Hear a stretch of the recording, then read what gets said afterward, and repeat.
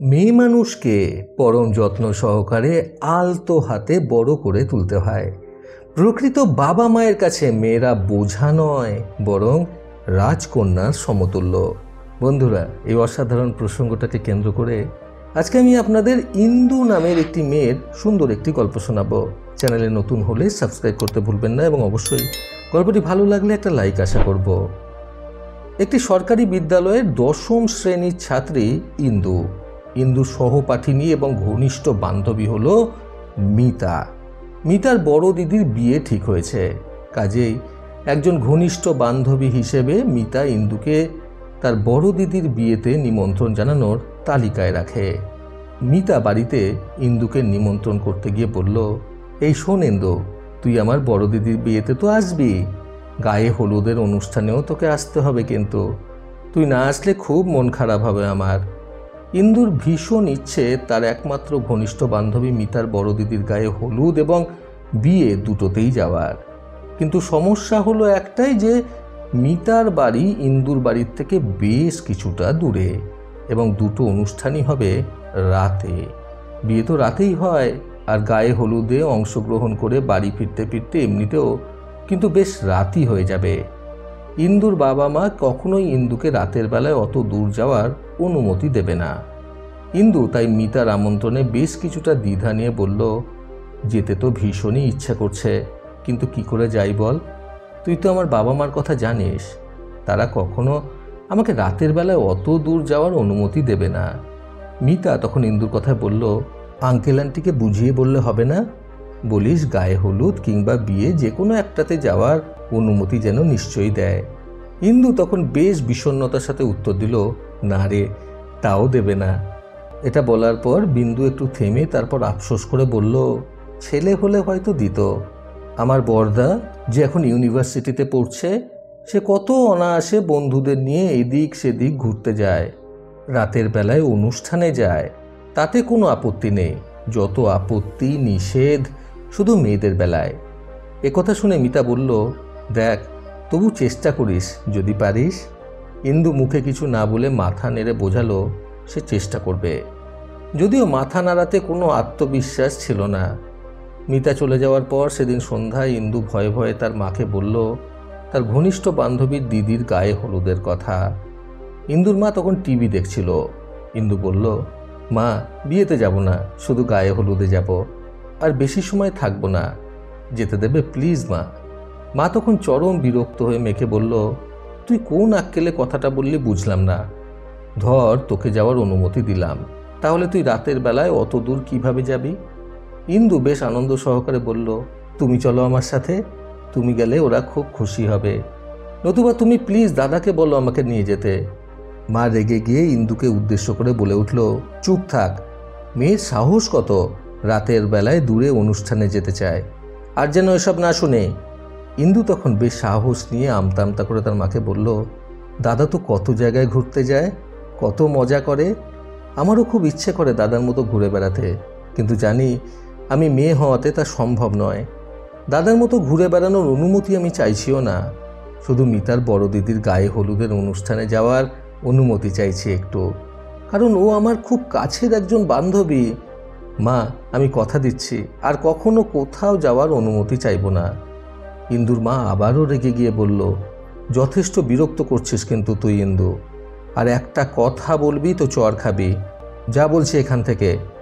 এই বলে মা আবারও টিভি দেখায় মগ্ন হয়ে গেল, আর ইন্দু বিষণ্ণ মনে নিজের রুমে চলে গেল। সে ভালো মতোই জানতো তাকে যাওয়ার অনুমতি বাবা মা দেবে না, কিন্তু তার যেহেতু ভীষণ যেতে ইচ্ছা করছিল, তাই সে তার সাধ্য অনুযায়ী চেষ্টা করলো। ইন্দুর বাবা কিন্তু সেখানেই পাশের সোফায় বসে পত্রিকা পড়ছিল। বাবা আবার মা মেয়ের কথোপকথনে যোগ দিল না। মা বাবা কারোর কাছ থেকে কোনো প্রতিক্রিয়া না পেয়ে ইন্দু নিজের রুমে গিয়ে দরজা বন্ধ করে নীরবে খুব কাঁদল এবং দীর্ঘ সময় ধরে কাঁদল। রাতে খাওয়ার টেবিলে সবাই মিলে একসাথে খেতে বসলো। ইন্দুর বাবা ইন্দুর দিকে তাকিয়ে রাগী গলায় বলল, তোর চোখ ফোলা ফোলা লাগছে কেন রে? মনে হচ্ছে কেঁদেছিস খুব। ইন্দু বাবার কথা শুনে মাথা নত করে রইল, কিছু বলল না। ইন্দুর বাবা আবার বলল, সন্ধ্যায় তোর মায়ের সাথে তোর কথা আমি সবটাই শুনেছি। তোর সাহস দেখে আমি শুধু অবাক হয়ে গেলাম। কোন সাহসে তুই রাতের বেলায় অত দূরে যাওয়ার অনুমতি চাইলি বলতো আমাকে? এই কথা শুনে আর বাবার রাগ দেখে ইন্দু ভয়ে জড়সড় হয়ে বসে রইল। ইন্দুর মা তখন ইন্দুর বাবাকে বলল, থাক ছাড়ো, আর বকা দিও না, সন্ধ্যায় আমি খুব বকেছি ওকে। বাবা তখন বলল, থাকবে কেন? যে অন্যায়ও করেছে তাতে ভালো মতো ওকে শাসিয়ে না দিলে সামনে ওর সাহস আরও বাড়বে, তখন ও আরও আরও অন্যায় আবদার করতে থাকবে। তারপর ইন্দুর বাবা মেয়ের দিকে তাকিয়ে বলল, সন্ধ্যায় তোর কথা শুনে আশ্চর্য হয়ে গেলাম।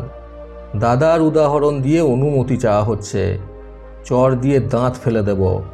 ইন্দুর দাদাও খাওয়ার টেবিলে বসে আছে। সে চুপ করে থাকলো। একটা সামান্য ব্যাপার নিয়ে এত কিছু হয়ে যাওয়ার পরে ইন্দুর ইচ্ছে করছে মরে যেতে। তার চোখ থেকে টপ টপ করে জল ভাতের প্লেটে পড়তে লাগলো।